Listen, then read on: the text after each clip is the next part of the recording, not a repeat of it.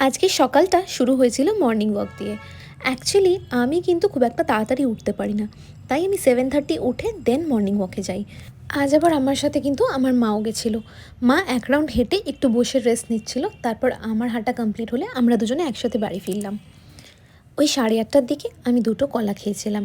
তারপর আমি আমার কী ড্রেস পরবো অফিসের জন্য সেটাই ডিসাইড করে নিচ্ছিলাম। আমি কিন্তু আগের দিন রাত থেকে ডিসাইড করে রাখি না, এই সকালেই কোনো রকমে একটা ডিসাইড করে নিই। তো শান্তিনিকেতন থেকে আনা এই শার্টটা পরবো বলে বের করলাম, আর একটু ভেটকি মাছের ঝোল দিয়ে অল্প একটু ভাত খেয়ে আমি রেডি হয়ে গেলাম অফিসের জন্য।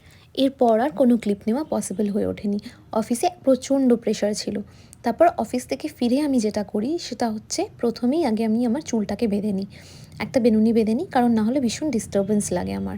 তো বেনুনিটা বেঁধে নিয়ে তারপর আমি আমার মেকআপটা আগে রিমুভ করি।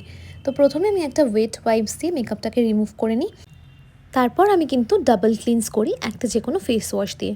আজকে আমি সেটাফিল দিয়ে ক্লিনস করছি। তো ভালো করে মুখটা ধুয়ে নিই, আর আমি কিন্তু এর পরেই জামাটা চেঞ্জ করি। আবার মাঝে মধ্যে জামা চেঞ্জ করেও মুখের মেকআপটা রিমুভ করি।